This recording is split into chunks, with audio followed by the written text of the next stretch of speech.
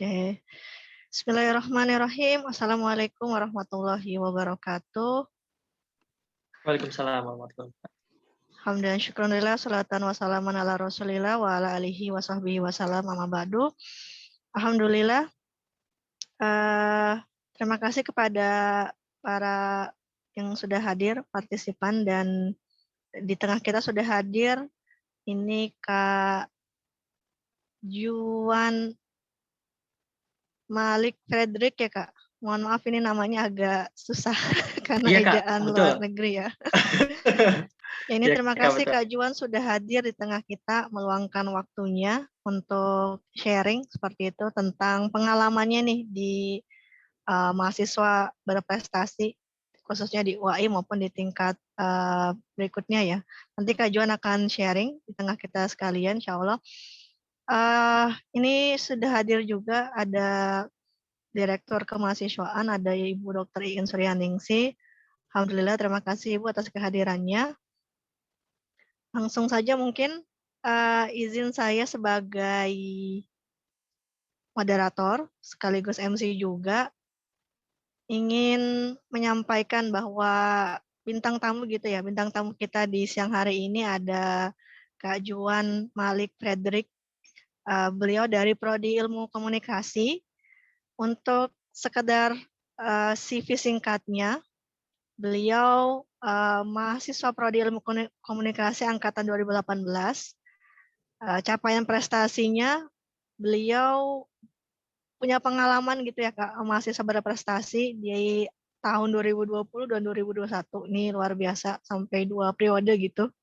Kemudian pengalaman menulisan riset dan penelitian, itu baik tingkat nasional maupun internasional, sejak September 2019 sampai sekarang. Jadi ini Kak Juan continue gitu ya Kak, untuk mengembangkan penelitian baik nasional maupun internasional. Tentunya menjuarai beberapa kompetisi ya baik regional maupun nasional.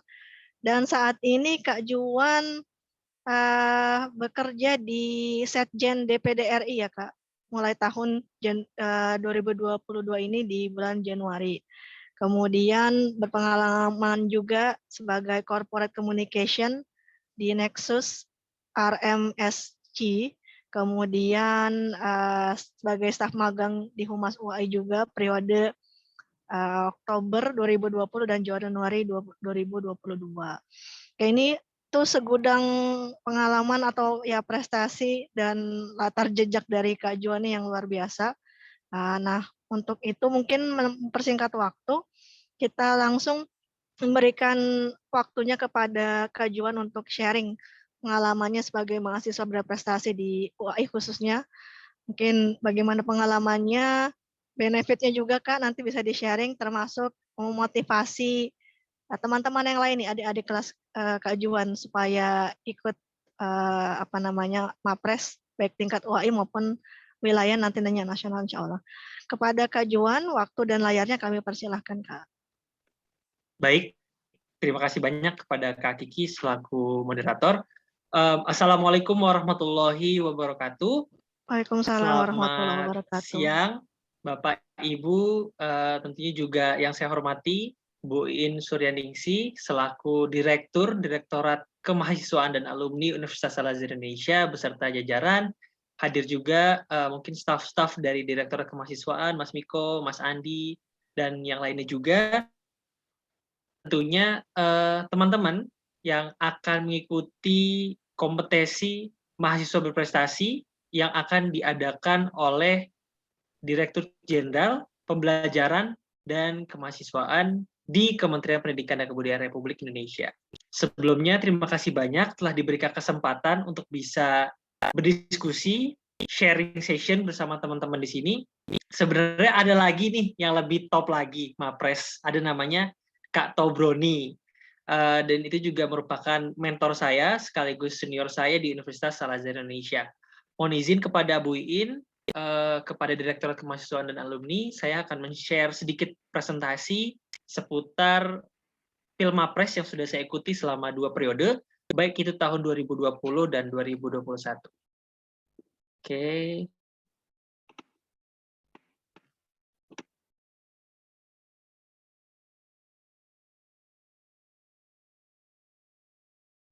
untuk videonya. Ibu, Kak Kiki dan teman-teman semua, sudah ya? Oke, Sudah tampil, sepertinya Pak. sudah tampil ya. Ya. Jadi hari ini aku bakal cerita sedikit-sedikit aja, sharing aja apa aja yang sudah pernah dilakukan, kemudian gimana sistemnya, gimana proses seleksinya, apa yang harus disiapkan, dan apa sih yang harus kita tekankan pada saat ingin mengikuti Pilmapres ini, baik itu di tingkat universitas, tingkat regional, ataupun tingkat internasional. Tingkat nasional. Jadi di sini apa aja sih Pilmapres itu apa, kemudian kita ngapain aja di Pilmapres, seleksi kayak gimana. Jadi teman-teman, Pilmapres itu merupakan undergraduate student competition, jadi kompetisi untuk mahasiswa yang di-held by Directorate General of Learning and Student Affairs. Jadi Direktorat Jenderal Pembelajaran dan Kemahasiswaan Kemendikbud. Awalnya memang Pilmapres ini untuk menjaring nih mahasiswa-mahasiswa berprestasi yang ada di Indonesia untuk mengikuti berbagai kegiatan, perlombaan, ataupun kompetisi yang dilangsungkan baik di tingkat nasional ataupun tingkat internasional. Nah, untuk proses seleksinya sendiri, teman-teman semua, jadi dimulai dari, kalau aku di ilmu komunikasi dulu, di program studi dulu, jadi kayak diskusi sama teman-teman, ayo bahasanya itu kayak, lo mau ikut gak? Ikut Pilmapres ini, kemudian nanti kita ngobrol bareng-bareng apa yang harus kita siapin, dan itulah yang akan kita ikutin untuk di tingkat program studi dulu. Kemudian biasanya nanti dari Direktorat Kemahasiswaan itu bakal nge-share nih informasi seputar Pilmapres. Nah, nantinya tahap pertama inilah seleksi tingkat kampus yang akan diujikan. Apa aja sih yang harus disiapkan? Itu mulai dari persiapan capaian umum kalian, teman-teman. Baik itu sertifikat-sertifikat prestasi, conference, ataupun penelitian, prestasi perlombaan, baik itu di tingkat regional, nasional, ataupun teman-teman pernah ikut kompetisi tingkat internasional, itu lebih bagus lagi. Nah, di tingkat kampus ini, University of atau college, jadi teman-teman itu akan ada satu sesi di mana harus menyiapkan juga suatu paper atau pemikiran yang dituangkan ke dalam paper teman-teman. Pikirannya itu biasanya disesuaikan sama tema yang diajukan pada Pilmapres di tahun tersebut. Nah, kalau di tahun 2020, itu fokusnya adalah kepada pengembangan UMKM, teman-teman ya. Di 2021, kita yang akan diselenggarakan di post pandemic, itu bedanya. Dan setiap tahun itu temanya berbeda-beda. Lantas dari situ baru akan masuk ke tingkat nasional. Setelah melewati tingkat kampus, tingkat regional, diseleksi lagi masuk ke tingkat nasional. Terus apa aja sih harus disiapin? Pertama, portofolio atau sebutannya biasanya itu CU, capaian umum. Apa aja itu bisa dimasukin sertifikat-sertifikat yang sudah aku sebutkan sebelumnya. Yang kedua adalah pemikiran kita nih tentang tema tersebut. Baik itu pemikiran yang bisa kita implementasikan di masa yang akan datang, yang kemudian dituangkan nih ke dalam paper kita yang akan dipresentasikan ke judges kita, kepada juri-jurinya. Kemudian nanti akan ada juga tahap interview. Biasanya itu untuk menguji tentang idea kita atau tentang portofolio yang sudah kita raih. Dan yang keempat, itu nanti di tahap regional ada namanya video based presentation. Jadi teman-teman harus nyiapin presentasi berbasis video dalam bahasa Inggris, kayak gitu. Sebelum lanjut, apakah suaraku masih terdengar dengan baik, Kak Kiki? Aman, Kak Juan? Aman ya? Ya. Oke, selanjutnya outputnya apa? Outputnya adalah kita bisa mendapatkan relasi, teman-teman. Karena di sini aku bisa kenal sama orang yang di Sulawesi, bisa kenal sama orang yang di Papua, bisa kenal sama teman-teman yang ada di LLDT 3. Selanjutnya apa lagi? Knowledge, pengetahuan. Teman-teman jadi tahu gimana caranya bisa ngebuat paper yang cocok, yang proper, yang baik untuk dipresentasikan di depan juri-juri. Yang ketiga apa lagi? Pengalaman. Karena pengalaman itu sulit banget untuk dibeli, bahkan nggak bisa dibeli kayaknya.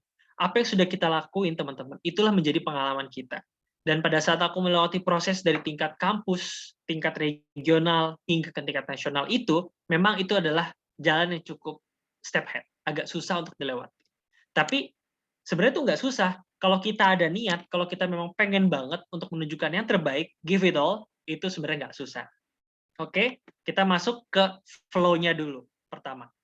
Nah, disclaimer teman-teman semua, biasanya per tahun itu beda peraturannya. Kalau tahun 2020, pada saat dari tingkat kampus mau ke regional itu, nanti ada tes CBT sebutannya, Computer Based Test. Jadi kayak tes apa ya, tes KPNS, tes kedinasan gitu, tapi berbasis komputer. Nah, di tahun 2021 itu nggak ada tesnya. Hanya ada Dex Evaluation, itu tuh dia semacam kayak seleksi administrasi. Kemudian ada seleksi tahap 1, itu nanti ada wawancara untuk mengklarifikasi portofolio-portofolio kita, kemudian idea paper kita sebelum masuk ke tahap 2.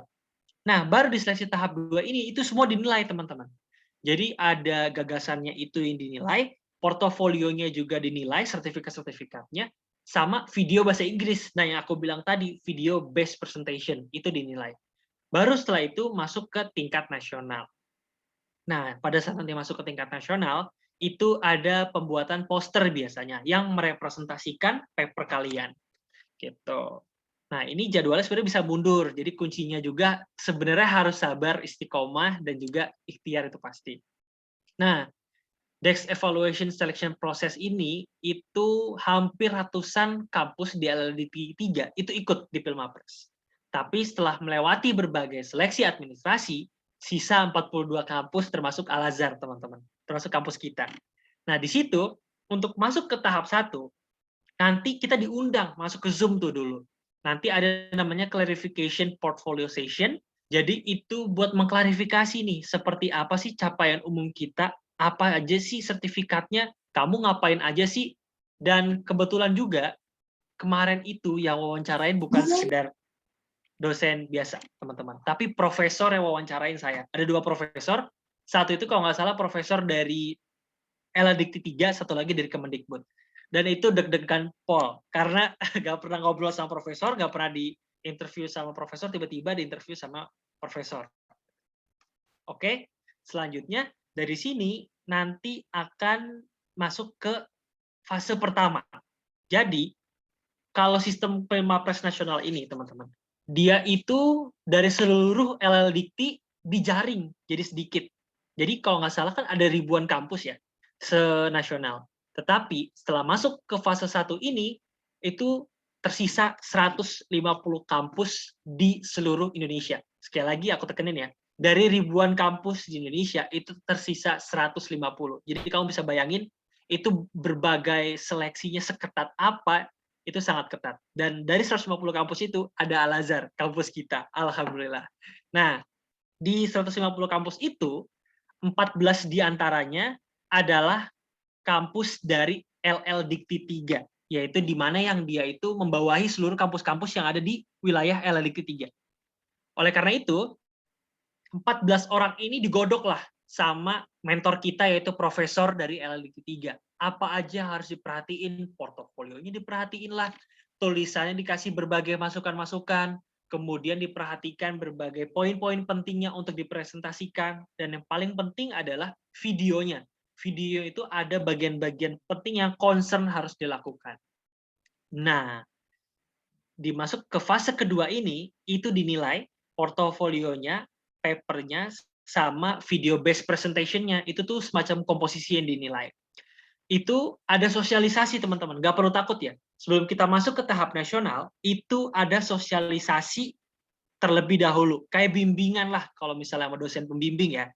Kita dibimbing harus gimana-gimana, diperhatikan poin-poin pentingnya, agar kita nggak salah nih dalam mempresentasikan di tahap nasional kelak. Kemudian dari sini masuklah untuk ke tahap nasional. Tapi sayangnya mungkin belum ke rezeki aku, jadi dari situ belum bisa masuk ke tahap nasional. Tetapi di tahap nasional ini tuh lebih selektif lagi, teman-teman. Tersisa top 30, top 30 dari 150 kampus yang tadi lolos di tahap sebelumnya. Jadi dari ribuan ke ratusan, masuk lagi ke puluhan. Kayak gitu. Lantas, apa aja sih yang harus disiapkan dari segi portofolionya gitu? Oke, kalau dulu aku tuh portofolionya atau capaian umumnya, aku masukin 9 International Conference Certificate. Jadi 9 sertifikat internasional aku masukin tuh. Karena kan tadi sebelumnya udah diseleksi ya sama judges-nya di tahap 1. Aku diinterview lah, ditanya-tanya kayak, "Ini kamu ikut conference apa? Kamu ngapain aja? Output-nya apa? Bener apa enggak? Website-nya ada apa enggak? Capaiannya gimana?" Itu kayak diwawancara secara sedetail mungkin. Kemudian untuk tahap nasionalnya aku masukin 8 National Competition and Conference Certificate. Jadi karena dulu aktif banget tuh tahun 2019 sampai 2021 ikut International and National Conference, itu akhirnya aku masukin yang capaiannya itu sesuai. Nah, for your information, teman-teman, saat nanti kalian masukin capaian umum itu, dia ada penilaiannya. Kayak contoh ya, contoh juara 1 lomba pidato tingkat internasional itu nilainya lebih gede dibanding juara 1 pidato tingkat nasional. Ngikutin international conference, baik itu sebagai pemakalah ataupun sebagai best speaker, itu lebih tinggi dibanding juara 3 lomba di tingkat internasional gitu. Jadi dia tuh ada penilaian masing-masing per poin. Nah, poin-poin tadilah yang ngebuat pada akhirnya bisa masuk ke tahap kedua tadi untuk masuk bertempur di tingkat nasional. Nah, dengan total 17 sertifikat ini, saya mempersiapkan dengan sebaik mungkin, dan kebetulan pada saat itu mentornya, pembimbingnya dari kemahasiswaan itu ada Mas Andi. Kalau Mas Andi hadir, mungkin Mas Andi masih ingat, itu prosesnya sangat ruwet, sangat ribet, karena itu harus diseleksi satu persatu. Dicap juga, ditanda tangan juga sebagai bukti bahwa ini adalah sertifikat asli yang kita raih selama mengikuti kegiatan conference ataupun kompetisi. Kemudian, selain portofolio, apalagi nih yang harus diperhatikan? Adalah papernya.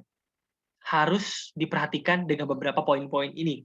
Ini yang aku dapetin dari temanku yang berhasil masuk ke nasional, dari salah satu kampus yang ada di Jawa Barat. Jadi ada 4 poin penting yang harus dicatat. Pertama, pastikan papernya itu terbaru. Newest one. Has novelty in it. Ada kebaruan dari papernya itu, sehingga saat kalian mempresentasikan itu adalah hal yang baru. Inovatif lah istilahnya. Kemudian, pastikan paper teman-teman itu mengikuti sistematis yang ada. Kenapa?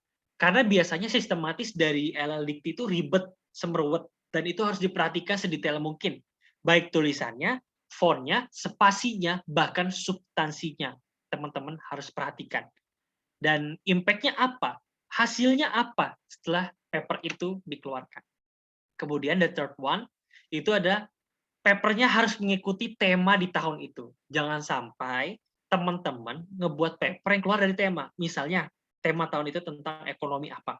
Difokuskan aja, disesuaikan dengan tema yang diberikan, agar itu menambah nilai plus pada paper teman-teman. Dan yang keempat adalah, yang paling penting, papernya harus menjawab rumusan masalah dari sistematika atau guidelines yang diberikan sama LLDikti. Misalnya, output-nya itu harus A. Ya berarti teman-teman harus siapkan nih, output-nya itu harus relate dengan si A itu. Kemudian, video presentation. Ini juga merupakan hal yang penting. Pertama, presentasinya itu harus proper. Narasinya harus teman-teman sesuaikan. Jangan sampai terlalu melebar kemana-mana. Itu bahaya. Pastikan narasinya itu sesuai dengan paper teman-teman. Kedua, make the clear voice. Pastikan intonasi teman-teman itu baik, suaranya jelas, gak ada gangguan suara motong rumput, gak ada gangguan suara motong kayu, ataupun lain-lainnya gangguan yang bisa menyebabkan suara teman-teman itu kremang-kremang atau terganggu. Kemudian, make the clear sentence. Pastikan kalimat-kalimat yang disampaikan itu keluar dengan baik, artinya nggak berbeda, dan kalimatnya itu clear. Nggak ada hambatan, nggak belibet, nggak dan itu disampaikan dengan baik. Walaupun nanti ada sedikit jeda, no problem. Yang penting jangan terlalu banyak jeda yang dihasilkan. Karena apa? Ini berkaitan sama poin nomor 4. Pass out time. Waktunya itu sangat terbatas. Kalau nggak salah tahun kemarin itu hanya dibatasi 6 menit, teman-teman, untuk mempresentasikan paper kita. Nah, paperku saat itu ada kurang lebih 13 halaman yang harus dipangkas menjadi 6 menit presentasi dari latar belakang, kemudian kerangka penelitian, hasil, kesimpulan, dan impact-nya apa. Itu harus pas dalam 6 menit. Jadi harus diperhatikan dengan sangat baik, teman-teman. Oke? Dan yang paling penting adalah ikuti prosesnya dengan baik, siapkan portofolio kalau kalian teman-teman ada portofolio yang semakin banyak itu semakin bagus, tapi perhatikan juga kualitasnya, baik itu tingkat nasional ataupun tingkat internasional. Karena nilai di tingkat internasional dan nasional itu sangat menentukan, depends on them. Tapi ini tidak menutup kemungkinan juga kalau regional itu menentukan. Dan karena pada saat itu capaiannya juga kalau nggak salah dibatasin, nggak boleh lebih dari 20. Dan pastikan capaiannya itu sudah merepresentasikan skor yang baik sehingga teman-teman bisa mengikuti hingga ke tahap-tahap selanjutnya. Jadi ini sedikit konklusi aja dari aku bahwa Jimmy Carter tuh pernah bilang, great winner is when you give the best above all. Itu benar banget. Saat teman-teman memberikan segalanya, teman-teman sudah merasa memberikan yang terbaik. Itu adalah kemenangan sebenarnya, karena teman-teman sudah totalitas di dalamnya. Walaupun nanti hasil ke depannya itu tinggal kita berdoa aja, dan tentu harapannya bisa memberikan yang terbaik untuk alma mater kita, Universitas Al-Azhar Indonesia. Mungkin sekian aja untuk presentasi singkatnya. Kalau nanti ada pertanyaan dari teman-teman yang hadir, itu sangat terbuka dan sangat diperbolehkan. Oke, aku kembalikan ke Kak Kiki selaku moderator. Terima kasih. Oke, terima kasih banyak Kak Juan. Ini luar biasa sekali sharingnya Kak Juan, pengalaman Kak Juan selama proses mahasiswa berprestasi, kemudian termasuk ini ya seluk-beluknya, artinya mulai dari proses tadi di tingkat universitas, kemudian di wilayah sampai nasional. Juga Kak Juan ini tadi ngasih tips loh, mungkin Bapak Ibu dan teman-teman sekalian, bagaimana menghadapi misalnya membuat karya tulis gitu ya Kak, portofolio. Tadi Kak Juan kan memang the best of the best ya, dari yang nasional, internasional, dan sangat banyak, maka mungkin poinnya tinggi gitu ya Kak.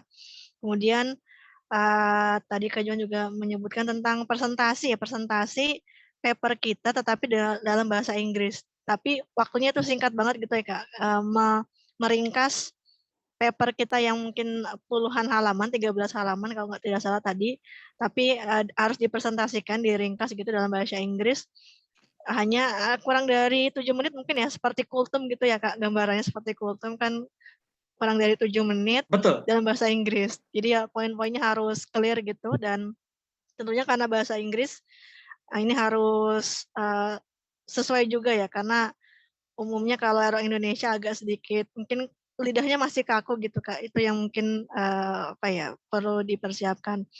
Baik, nih luar biasa sekali kita dapat pencerahan teman-teman sekalian di siang hari ini dari Kak Juan atas pengalaman di mahasiswa berprestasinya. Mungkin saya buka ini ya, ruang untuk tanya-tanya. Barangkali ada yang mau tanya-tanya ke Kak Juan, pengalamannya atau hal lain silahkan. Boleh raise hand atau menuliskan di kolom chat juga boleh, silahkan. Ini terbuka ya, mumpung Kak Juan ada keluangan waktu. Baik, ini sudah ada yang raise hand, ada Kak Salsabila. Silahkan Kak Salsabila. Ya, baik Ibu, terima kasih.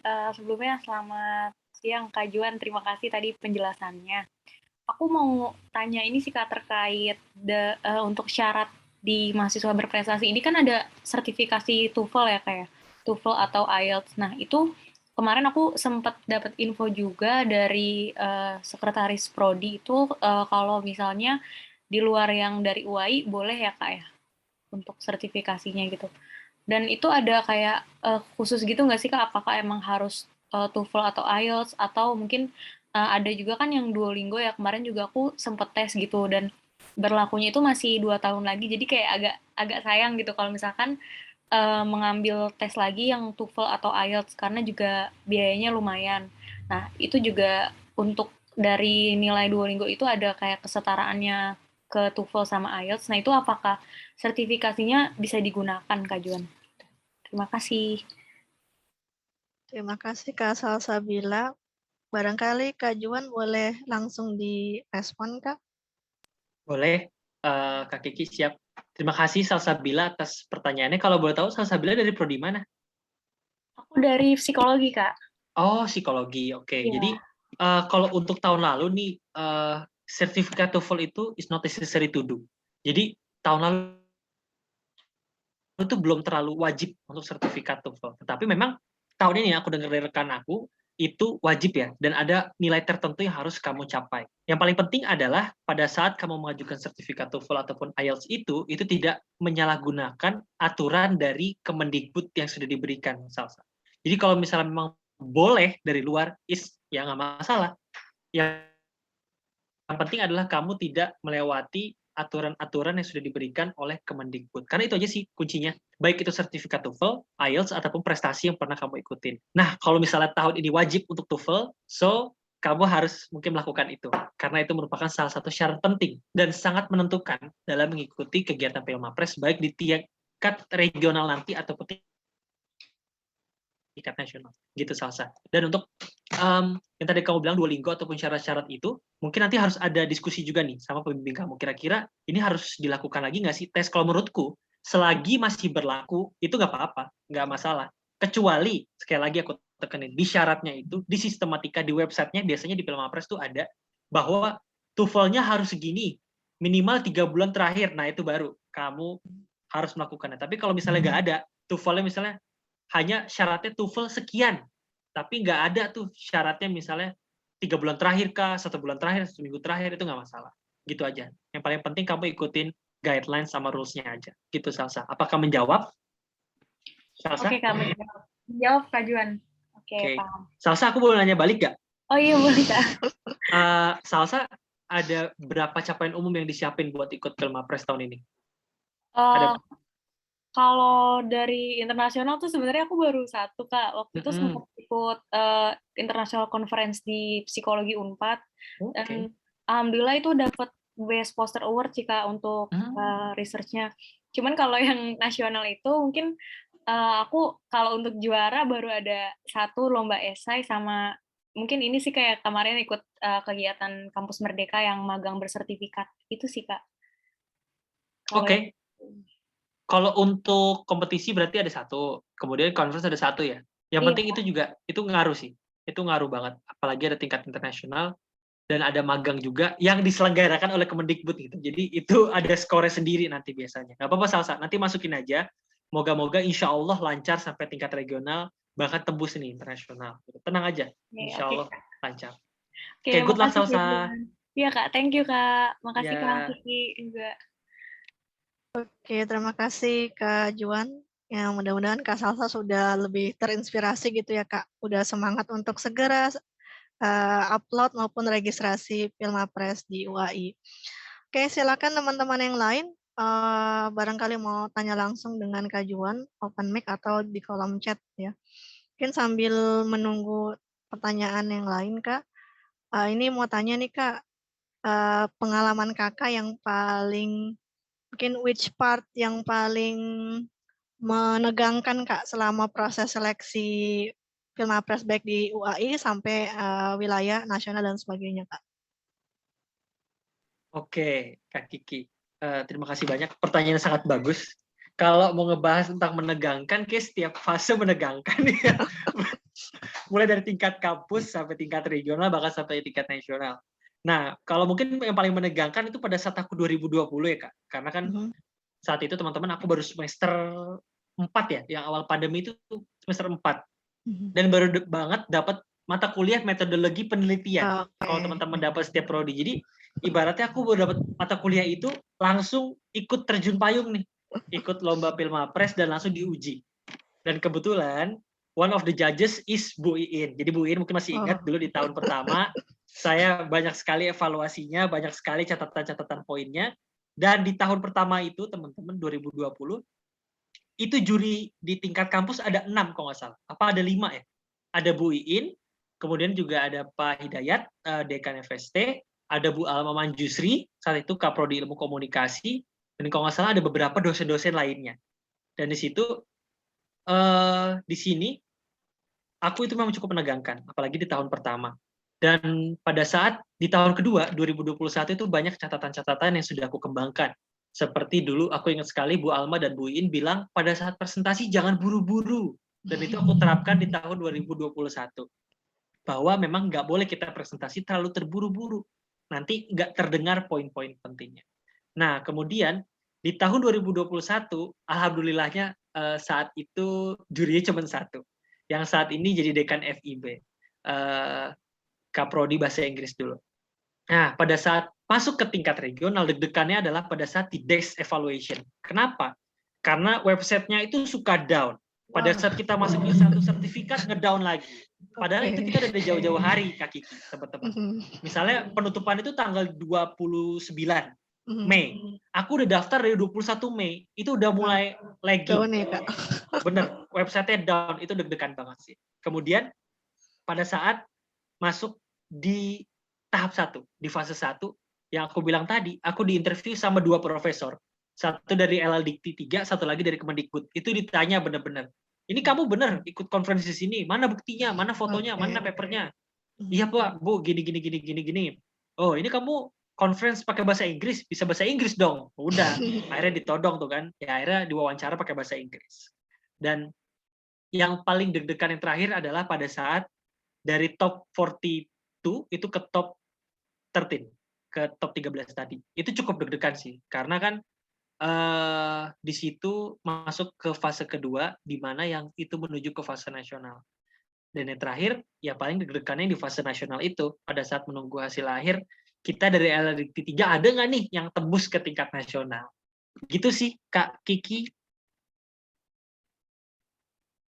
Halo, Kak Kiki, apakah suaraku terdengar?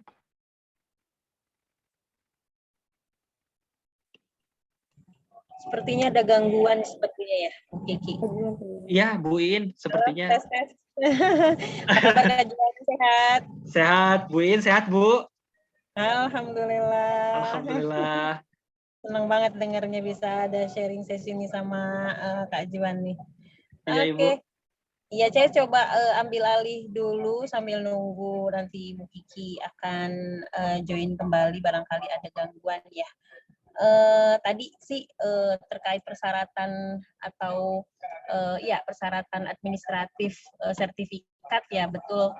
Mungkin perkembangan yang diupdate nanti Bu Rizky sih lebih detailnya. Tahun-tahun sebelumnya memang belum ada ketentuan untuk mengunggah sertifikat kemampuan bahasa Inggris, teman-teman gitu ya, Kak Juan. Nah, kenapa dari DKA atau dari UAI saya pikir kami sepakat juga universitas lain mungkin memikirkan yang sama, karena Pilmapres ini unik ya, di tingkat internalnya itu memang mereka sudah, kampus-kampus ini sudah mengkompetisikan mahasiswa-mahasiswa terbaiknya, dan bahasa asing Inggris itu dijadikan satu standar juga gitu ya, dari prestasi-prestasi yang juga dimiliki oleh teman-teman lain, seperti tadi ya, mungkin ada riset, ada kegiatan-kegiatan non-riset juga, yang memang itu juga punya poinnya sih sendiri juga. Nanti ada sesi mana tadi memang juri entah di tingkat internal kita juga, ada regional dan bahkan nasional nanti akan punya space bertanya bahasa asing gitu ya. Mungkin menantang satu pertanyaan di mana mahasiswa ini harus menjawab atau harus merespon dengan bahasa Inggris tadi. Maka persyaratan bahasa asing Inggris menjadi satu persyaratan yang kita sudah usulkan, kita sudah sampaikan ke teman-teman mahasiswa sejak dini atau sejak Pilmapres tingkat UAI atau internal kita. Jadi supaya nggak kaget gitu ya. Kalau nggak dipersyaratkan dari awal, nanti kita nggak tahu bahwa sangka kita untuk pengusul Pilmapres ini bahasa asing itu untung-untungan nih, nggak semua kok jurinya ngomong bahasa Inggris, nggak juga, itu mesti ketemu itu nanti di mana gitu ya. Kalau nggak internal tuh di regional tuh ketemu gitu. Jadi prepare itu jauh lebih baik gitu ya pasti, dan kami percaya teman-teman mahasiswa era sekarang itu untuk penguasaan bahasa asing Inggris saja gitu ya, itu sudah sangat baik gitu. Jadi kita tantang juga nih Pilmapres untuk UAI tahun ini sudah mensyaratkan sertifikat bahasa Inggris atau sertifikat bahasa asing Inggris. Nah, tadi memang kita infokan ke prodi-prodi dan bahkan ada yang lewat Japri gitu ya, ke Bu Kiki atau ke saya, boleh nggak kalau sertifikatnya selain dari TOEFL atau IELTS gitu ya, boleh misalnya Duolingo atau lain-lainnya, usulkan saja untuk yang internal ini unggah, Elsabila ya. Semua teman-teman yang juga ada di sini unggah saja sertifikat kemampuan bahasa Inggris yang pernah kalian punya gitu ya. Sehingga nanti akan ada penilaian internal ya, ada penilaian dokumen dan portofolio yang akan dilakukan oleh timnya Bu Kiki. Dari situ kita akan pertimbangkan ketika teman-teman masuk semifinal gitu ya dan lain-lain, nanti kita akan coba kawal kalaupun nanti di tingkat regional benar-benar memerlukan skor yang memang berbasis TOEFL atau IELTS dan itu wajib, kita bantu kawal juga termasuk mungkin pembiayaan dan lain-lain, tenang aja. Jadi yang penting teman-teman dari internal ini punya modal sertifikat penguasaan bahasa asing mana saja gitu ya untuk diunggahkan di tingkat internal. Gitu sih kira-kira Kak Salsabila, nanti mudah-mudahan Bu Rizky bisa menambahkan jika ada yang perlu, dan teman-teman lain semangat terus. Pokoknya kalau sudah dapat rekomendasi prodinya, apalagi sudah punya minat secara personal, ajukan diri ke Kaprodinya, saya Bu Pak siap insya Allah untuk Pilmapres tahun ini. Nah, ini salah satu bekalnya adalah percaya diri ya Kak Juan ya gitu ya. Karena Betul sekali. Jangan nunggu ditunjuk sama Kaprodinya gitu ya. Saya di prodi sendiri juga suka nunjuk-nunjuk mahasiswanya, tapi nggak semua dosen mungkin pas banget inget waktu dan momen ini. Jadi teman-teman yang harus juga punya kepercayaan diri kalau memang memenuhi syarat dan ketentuan, mengajukan diri ke Kaprodinya, lapor karena harus punya rekomendasi dari prodi. Nanti kan prodi mengecek kembali, oh ya betul Anda juga memang layak diberikan surat rekomendasi misalnya. Insya Allah gitu. Jadi kami dari DKA fasilitator saja, tapi nge-push juga nih para Kaprodi supaya ayo adik-adik mahasiswanya harus didorong supaya setiap prodi itu harus kompetitif nih, harus ada yang ngusulin gitu. Jadi jangan prodi 1-2 saja yang ikut kompetisi. Setiap prodi itu punya keunggulan masing-masing gitu.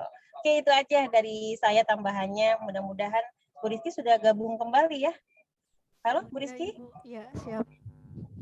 Oke, siap, saya kembalikan ke Bu Rizky. Ya, terima kasih semuanya. Makasih banyak Bu Iin.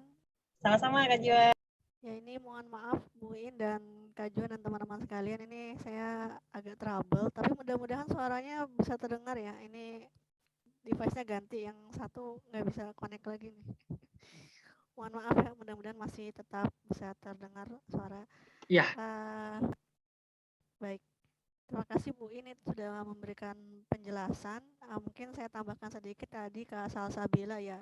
Iya Kak, artinya tadi yang seperti Kak Juan sampaikan, memang tahun-tahun sebelumnya belum ada kewajiban gitu ya untuk melampirkan misalnya sertifikat bahasa Inggris, TOEFL atau IELTS atau yang lainnya. Tetapi ini untuk antisipasi karena kita tahu saat ini sudah banyak program-program dari misalnya Kemdikbud yang seperti ISMA dan lainnya mewajibkan gitu ya ada persyaratan bahasa Inggris. Dan tentunya ketika sudah ada nanti di tingkat nasional misalnya atau wilayah, jadi sudah aman. Tadi seperti yang sampaikan Bu Iin. Nah, untuk sertifikatnya sendiri, artinya untuk saat ini ya, kalaupun belum ofisial ya, artinya masih mungkin kita menyebutnya prediction, itu masih dibolehkan Kak.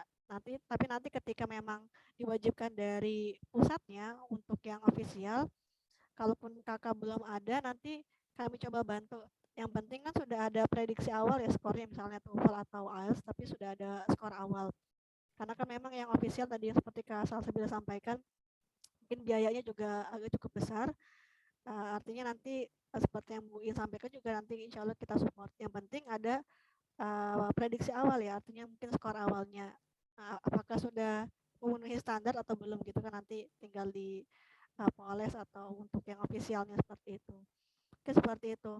Mengenai sertifikatnya sendiri, apakah mau TOEFL, IELTS atau yang lain misalnya Duolingo atau TOEIC misalnya ya, atau yang lain ya, itu dipersilakan saja. Yang penting yang mengeluarkan adalah lembaga resmi ya.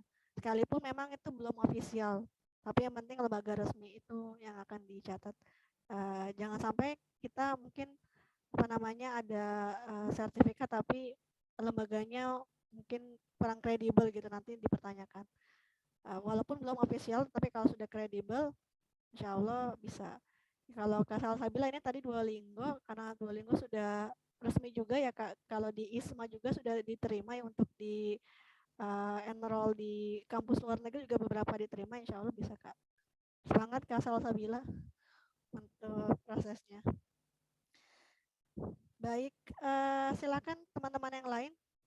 Barangkali ada yang mau didiskusikan kembali, mumpung ada Kak Juan nih di tengah-tengah kita. Boleh open mic atau ditulis di kolom chat juga boleh, nanti akan kita bacakan ya. Insya Allah seperti itu. Oke, sambil menunggu lagi nih Kak Juan. Tadi Kak Juan menyebutkan beberapa benefit gitu ya. Di antaranya punya kenalan baru gitu ya Kak. Tadi ada dari Sulawesi dan sebagainya. Nah, barangkali mungkin pengalaman Kakak apakah sampai saat ini gitu dari yang proses Pilmapres itu masih terhubung gitu ya? Apakah ada misalnya grup alumni Pilmapres misalnya gitu ya Kak, atau hal lain misalnya yang itu menunjang untuk studi atau karir Kakak ke depannya? Oke, Kak Kiki, itu pertanyaan yang bagus juga. Karena benefit itu kan yang membuat orang juga biasanya itu mau untuk mengikuti sesuatu. Apa sih keuntungan gue tuh ikut ini apa gitu ya, bahasa sehari-harinya gitu. Jadi memang relasi itu nomor satu ya teman-teman ya. Kita juga kan masuk kampus, belajar juga untuk membangun relasi, jaringan. Pada saat kita kerja juga kita membangun relasi lagi, membangun jaringan lagi. Dan sebenarnya ada cerita lucu. Dulu pada saat seleksi itu ada juga orang, dia itu dari salah satu kampus swasta yang ada di Bogor. Kemudian juga ada lagi satu lagi kampus negeri di Bogor. Nah, memang sering ngobrol karena kebetulan saya tinggal di Bogor, Kak Kiki. Dan dia itu juga mengikuti Pilmapres di tahun yang sama, 2021. Dan kodarullahnya saya nggak ngerti gimana, di tempat kerja saya yang sekarang, mereka datang ke sini untuk melakukan podcast. Oke. Dan saya awalnya nggak nyangka gitu, kalau dia ini dulu teman saya di Pilmapres. Awalnya yang dialah menyapa saya duluan. Namanya Imam. Bahwa dia nyapa, Mas Juan ya, yang dulu ikut Pilmapres di LL Dikti 3. Terus, iya ini siapa ya? Saya Imam, dulu di kampus yang Bogor gitu. Nah disitulah, pada akhirnya kita terkoneksi, sering komunikasi, ya sering ngobrol-ngobrol terkait pekerjaan kah, pendidikan, dan lain-lain. Yang selain relasi itu juga, bahwa memang yang paling penting adalah pengalaman ini membangun kita. Pengalaman ini membangun kita untuk masuk ke dunia kerja nantinya. Public speaking di Pilmapres dulu itu tuh terpakai sampai sekarang di dunia kerja. Pengalaman-pengalaman mengikuti kompetisi dulu, daya saing yang tinggi itu sangat kepakai sampai sekarang. Jadi semangat pembelajaran, semangat bekerjanya itu terjaga sampai sekarang karena mengikuti kompetisi-kompetisi tadi. Kemudian yang paling penting juga adalah pengetahuan.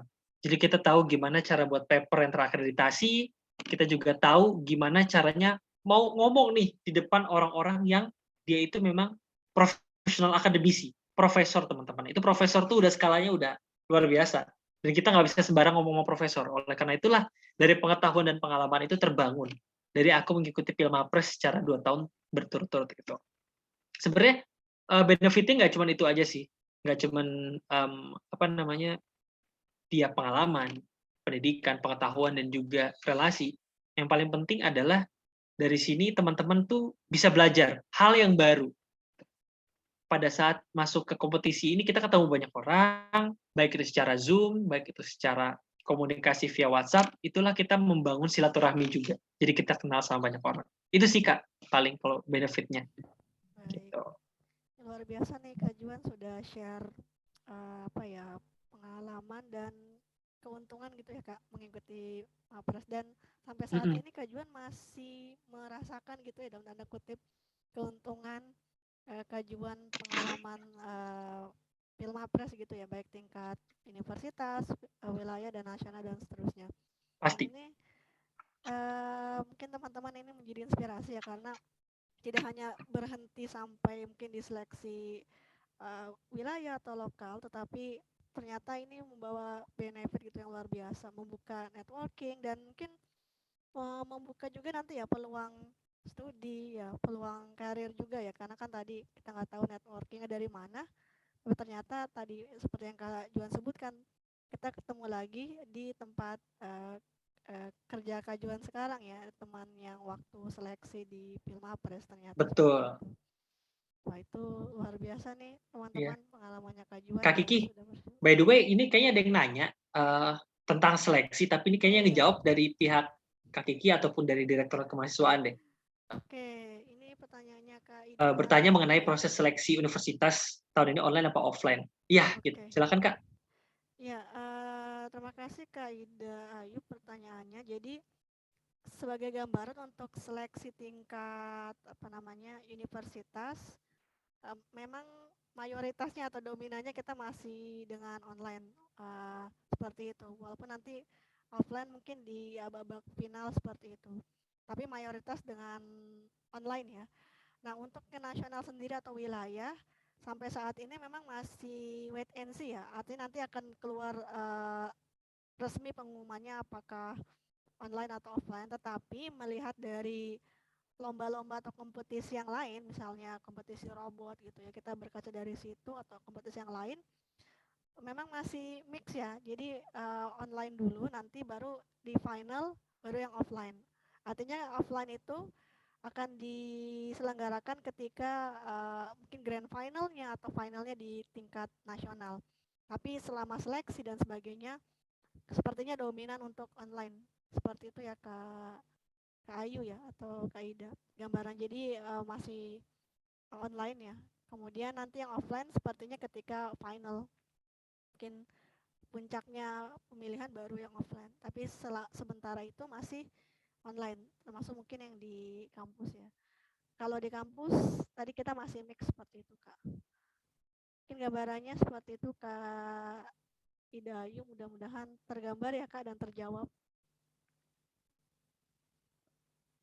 Kalau masih kurang jelas boleh ditanyakan kembali ya teman-teman. Misalnya ada yang kurang jelas di part mana. Supaya nanti ini selesai acara ini teman-teman semakin termotivasi atas sharingnya dari Kak Juan, juga semakin segera untuk submit ya, baik registrasi data maupun tadi yang seperti Kak Juan ceritakan juga ada beberapa dokumen, misalnya capaian unggulan portofolio, termasuk juga naskah karya ilmiah gitu ya Kak, gagasan kreatif, dan juga yang video, mungkin nantinya video.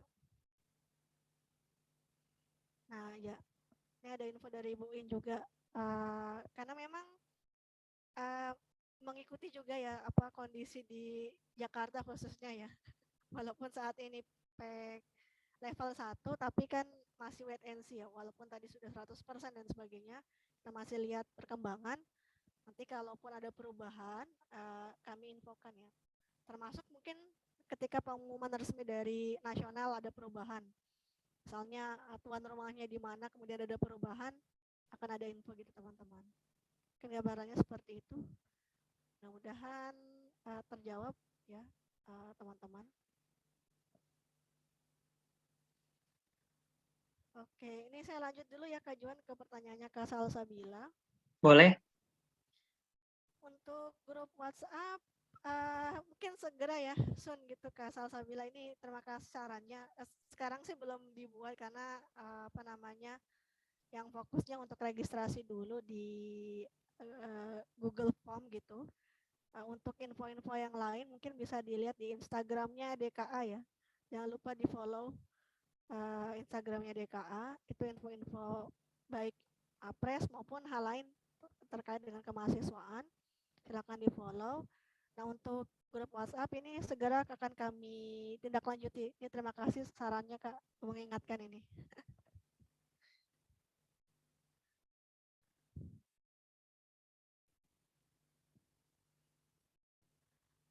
Oke, silahkan mungkin yang lain. Misalnya ada pertanyaan.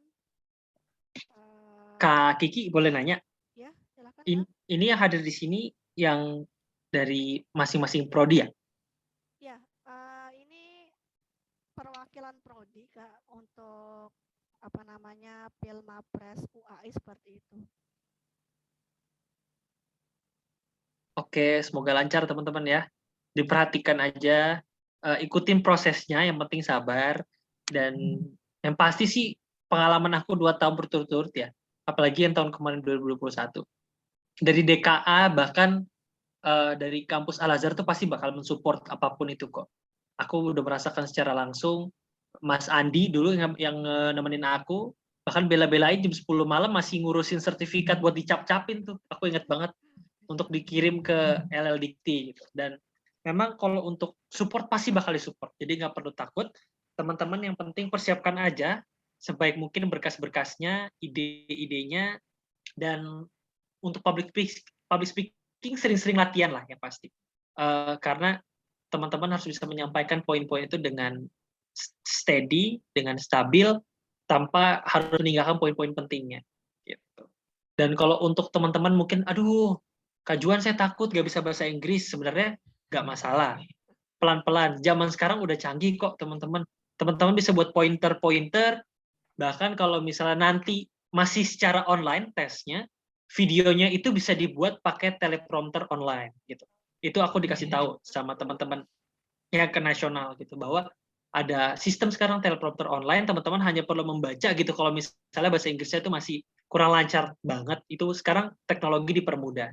Dan kalau teman-teman butuh bimbingan dari Bapak dan Ibu, kakak-kakak yang ada di DKA, pasti siap mensupport. Itu aja kok yang paling penting. Nggak perlu takut, nggak perlu panik. Yang paling penting di balance nih, antara apa yang kita kasih, kita totalitas, sama doa. Doa juga penting. Itu teman-teman ya. Kalau aku boleh absen, Kak Kiki boleh izin nggak? Di sini ada yang dari, kan tadi Salsabila dari psikologi ya? Berarti kan dari FPP. Dari hukum ada? Fakultas Hukum? Ada teman-teman. Kalau ada boleh raise hand aja, atau ketik di chat. Kayaknya nggak ada, Kak. Nanti kalau ada, kayaknya mau dikasih ini ya Kak, door prize ya Kak.